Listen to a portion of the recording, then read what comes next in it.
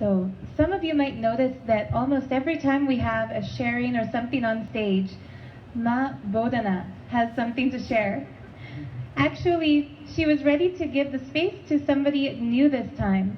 But in keeping with the topic of spiritual alchemy products and how these work, I felt so compelled to invite her to ask her one more time to come share with everyone, because she has had some extremely profound experiences with the Garbha. One thing is, we've introduced to you last time who are the causers, what is the causing team. And these are people who are specifically trained by Swamiji himself, blessed, to help anyone manifest their highest reality. So when somebody sets the intention for inner awakening or Sadashivoham, often they'll still perceive obstacles and feel as if it's an impossibility for them. The causers literally cause their reality. Now, with the Garbha, causing is being taken to a whole new frequency, a new dimension. The way causing has been happening for the last couple of days since Swamiji gave these sacred gifts is that during the call itself, as soon as somebody reveals what is their obstacle, where they're stuck, the causer simply has to hold the Garbha and ask the Garbha, what should I say? What should I reveal to this person? What's the click that can cause their reality? And the experiences they are having with this Garbha are too cool not to share. So thank you for joining us yet again, Ma Bodhana. And I look forward to hearing your stories one more time. Nithyanandam. So one thing is, I love to talk. So getting to talk a lot is really great. And at one time I thought, wouldn't it be great to make my living talking? So I'm almost doing that right now with all of you. So those of you that have tried blindfold reading, you know that when you first try it, there's both this anticipation, like you're excited to see what's going to happen, but also the doubt, like what if I can't do it? So I found that even though I've had my Garbha for, I think we've had it around 2 weeks, and I've been holding it during all my calls, I found that when the instructions came 2 days ago, that now you're to hold it in your hand, visualize what you want to happen, or just ask the Garbha to help you with it. So I had my first call came and I had that doubt, like, uh-oh, what if it doesn't actually talk to me? And what is that even like, talking? Is it going to like whisper in my ear? Or I really didn't know what to think because I hadn't had that experience. So I had a call with a woman. She had asked for me, and she told her whole story. Actually, it was a story of sort of wanting to go to Sadashivoham 216 and sort of not. And so that she started very fast talking. It was like she was getting revved up. But then slowly it was winding down as she came to the conclusion that because her husband didn't want to go, she probably would not be going to Sadashivoham 2016. And there we kind of ended on this awkward, like, okay, she's not going note. Like, a lot of times when you cause, they're excited. This was not excitement. So then I closed my eyes and I told her, I said, I'm going to mute you for a minute because I'm going to use my Garbha. I'm going to go inside and see what the Garbha has to say.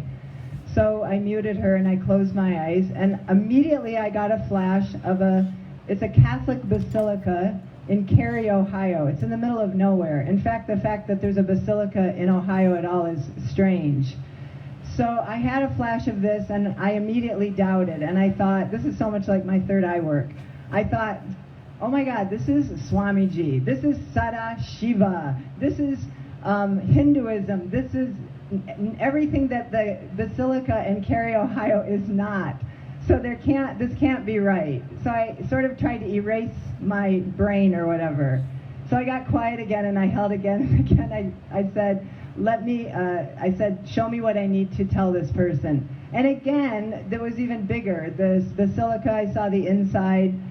So then I told her, I said, okay, I'm having a little technical difficulty. I'm going to mute you again. And I turned to the person next to me and I said, I'm having a vision of a Catholic basilica. Do you think I should tell her? And she goes, no, that's too weird. So I again closed my eyes and was just quiet. And third time it came very strongly. So I said, all right, I'm just going to share it. So I unmuted her. I said, this is what I got. See if you think do you get any click with this? So I described the whole basilica. and the fact that it worshipped Mary in the Catholic religion. She can have many faces. Like for me growing up, you would go to different churches and there'd be a different facet of Mary. This particular basilica was called the Lady of Our Sorrows, and busloads of people come to this basilica, especially from Detroit, where they just go pour out their grief and their sorrow, and many come and have miraculous healings at this basilica. So I was explaining all this to her, and she was very quiet. I said, "Is there any reason I would be telling you this?" She was very, very quiet and said, "Actually, yes. Last year, someone very close to me died of breast cancer." And she very much worshipped Mary and was highly connected to her. The church that she went to in her town was called the Lady of Our Sorrows. And then I said, "So then what do you think?" And she said, "I think I need to go back to that church and finish what I didn't finish with her." And the woman was connected to the husband, a relation. She said, "I think this is going to start unwinding the blockage my husband is having to coming to Sadashivoham." So she said the next day, first thing when she got up, she's going to go, and I have yet to hear. So, that was the night. So now I'm waiting to hear the outcome of her having this completion. So that was my first experience. It felt very successful after I got over my doubt. Thank you.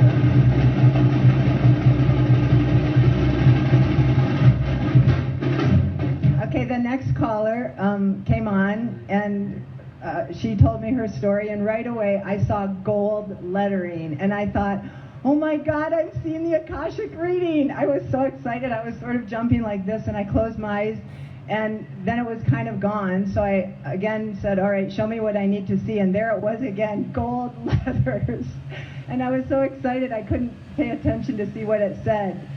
But then it morphed into like a New York neon sign, and it was gold letters on black flashing, and it was going, "Akashic reading, Akashic reading, Akashic reading." So I don't believe it was the Akashic records. I believe I was supposed to tell her very strongly to go to the next Akashic reading, and so she did, and that chapter's done. But that was, again, such a very fun. Here's the thing, when you relax with the third eye or with the Garba, it's pure fun, and that fun is totally connected to Swamiji. In fact, he says, if you're not having fun with it, it really can't happen. So now after these two, I started having fun. So then the third one that I'll share, the last one, is another person called, and after hearing the story, she said, "I feel like I should make my money selling ice cream. And I know this person, she really wants to be a fashion designer, and I feel really called to support her on her path as a single woman to make millions as a fashion designer." So I was a little wondering why she's switching to ice cream. So I said, "I don't know about that. Why are you thinking of ice cream?"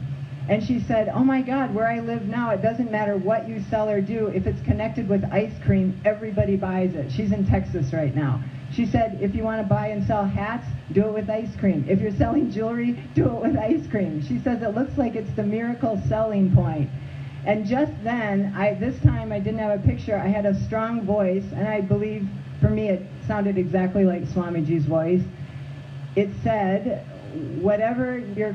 Okay, I'm going to see if I can get it exactly. Like if you're having, or whatever is your creative outlet, that you can, how Swamiji has said, that you can be in business by yourself, you need to follow that.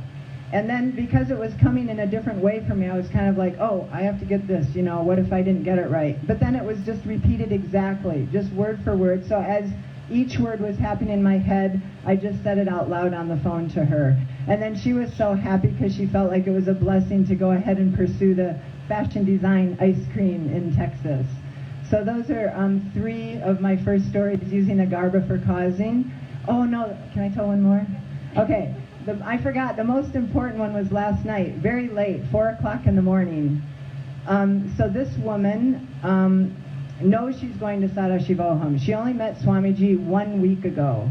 Something completely opened up in her, and the beautiful thing that happened in her Akashic reading, she's been having prayers that are in a different language. So her question in the Akashic reading was, what is the language?